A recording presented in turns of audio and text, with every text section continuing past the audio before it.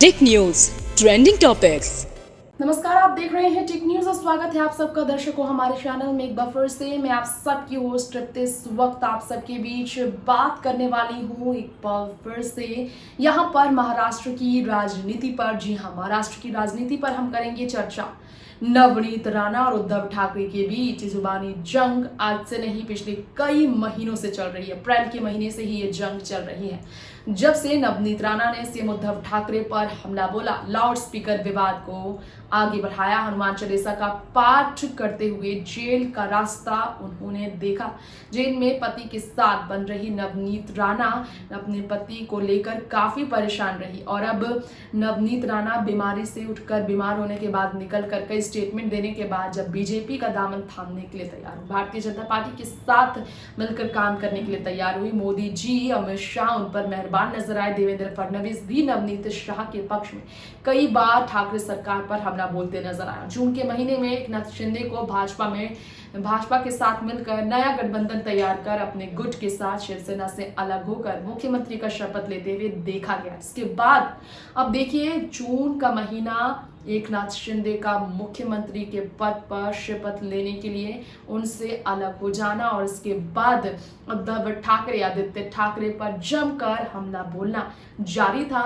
शरद पवार एक तरफ एकनाथ शिंदे पर हमला बोल रहे थे, नवनीत अब उद्धव ठाकरे पर, ठाकरे परिवार पर, शिवसेना पर जोरदार हमला बोलते नजर आए। जब उन्हें भी खरी खोटी सुनने को मिली, धमकी खुलेआम फिर से नवनीत राणा को देते हुए देखा गया है। ठाकरे को, आदित्य उद्धव ठाकरे को जो दशहरा रैली को लेकर चर्चा का विषय बने हैं। नवनीत राणा अपने पति के साथ अमरावती से सांसद नवनीत राणा लगातार भाजपा पर मेहरबान है और भाजपा बीजेपी जीतेगी, बीएमसी चुनाव में हार का सामना करना पड़ेगा शिवसेना को, यह कहना है नवनीत का। किस प्रकार से, देखिए इसके लिए स्पेशल रिपोर्ट।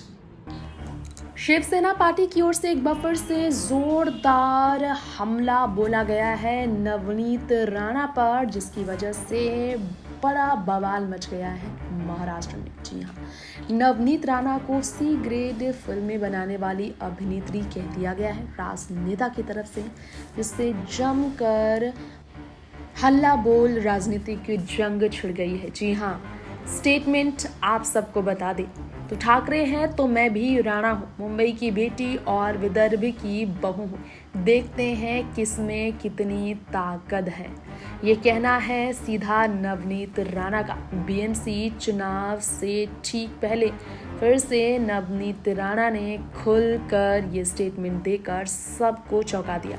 हनुमान चालीसा पाठ को लेकर विवादों से घिरी नवनीत राणा, जिन्हें शिवसेना सरकार के होते हुए जेल की सजा भुगतनी पड़ी थी, अब उन्हें सी ग्रेड फिल्मों की अभिनेत्री कहकर जिस तरह से शिवसेना ने पलटवार करते हुए उन पर हमला बोला है, देखा जाए तो नवनीत राणा की खुली धमकी उद्धव ठाकरे को मिल गई है, क्योंकि अभी भी ठाकरे का ही राज है बीएमसी चुनाव में, जहां भाजपा अपना राजपाट चलाने के लिए एकनाथ शिंदे मुख्यमंत्री के साथ मिलकर, मनसे नेता राज ठाकरे के साथ मिलकर बड़ी प्लानिंग बना रही है। अब आपको बता दें कि नवनीत राणा ने शिवसेना पर पलटवार किया। नवनीत राणा को सी ग्रेड फिल्मों की अभिनेत्री कहना इंडस्ट्री के नेताओं को, इंडस्ट्री के कलाकारों को भी तकलीफ दे पहुंचा होगा। तो ऐसे में आप सबको बताना चाहेंगे यहाँ पर कि नवनीत राणा गुस्से से आग बबूला हो गई है। भाजपा भी शिवसेना पर जमकर पलटवार कर रही है। इस तरह का स्टेटमेंट देना काफ़ी ज़्यादा तकलीफ दे है। जमकर हमला बोलना एक दूसरे पर जारी है। नवनीत राणा, उद्धव ठाकरे, आदित्य ठाकरे, इन सब के बीच एक बार फिर से महाभिड़ंत शुरू हो चुकी है।